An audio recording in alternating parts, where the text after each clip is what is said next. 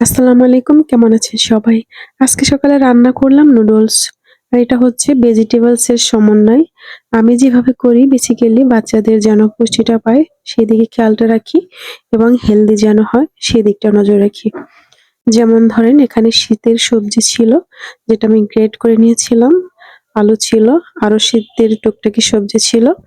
সেগুলো গ্রেট করে ভেজে নিলাম হালকা করে। একটু যেন সেদ্ধটা হয় সেভাবে গ্রেট করা হলো। ভাজা, ভাজা করে নিয়ে ছোট ধনেপাতা দিলাম। ধনেপাতা একটু নেড়েচেড়ে যখন দেখলাম যে না এটা হয়ে আসছে, তারপর আমি চলে গেলাম পেঁয়াজ, একটু রসুন ছিল সামান্য, তারপর কাঁচামরিচ সেগুলো ভালো করে আমি ভেজে নিলাম। একটু ব্রাউনি করে ভেজে নিয়ে তার মধ্যে দিলাম নুডলস এ থাকা যে মসলাটা ছিল সেটা। তারপরে পান অবশ্য সয়া সস ছিল, টমেটো সস ছিল সেগুলো ইউজ করলাম।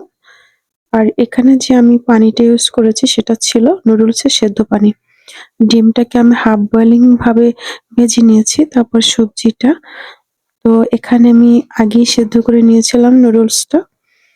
তো এই তো তারপরে দেখা যায় সেই সসটাকে আমি ভালো করে একটা সবগুলো মিক্স করে একটা সস তৈরি করলাম। সেই মিক্সড সসের মধ্যে দিতে হবে আমার ভেজে রাখা যেই হাফ বয়েলিং যে ডিমটা সেটা আমার দিতে হবে এখানে। ডিমটা যোগ করে কিছুক্ষণ মসলার সাথে নেড়েচেড়ে একটু কষিয়ে নিতে হবে। কষিয়ে নিয়ে দেখা যায় যে এখানে লবণটার কোনো প্রয়োজন হয় না। যেহেতু সয়া সসে প্রচুর লবণ থাকে সেহেতু বাড়তি কোনো লবণের ব্যবহার করিনি।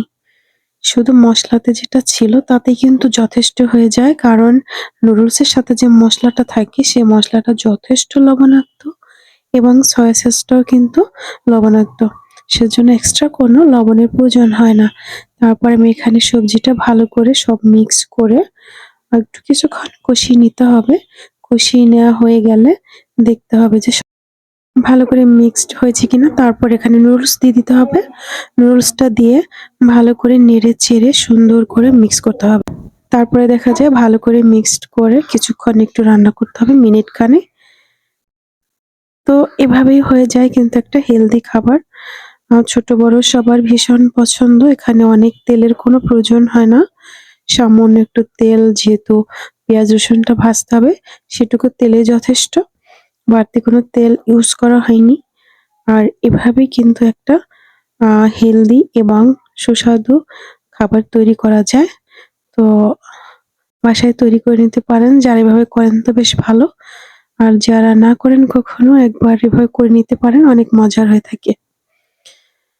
এই তো, তো সবাই যে যেখানে আমার আ ভিডিওটা দেখছেন, আমার কোথাও কোনো ভুল ত্রুটি থাকলে আমাকে বলতে পারেন কমেন্টে এবং আর কেমন হয়েছে আমার রান্নাটা সেটাও জানাতে পারেন। তো ভালো থাকবেন সবাই। আল্লাহ হাফেজ।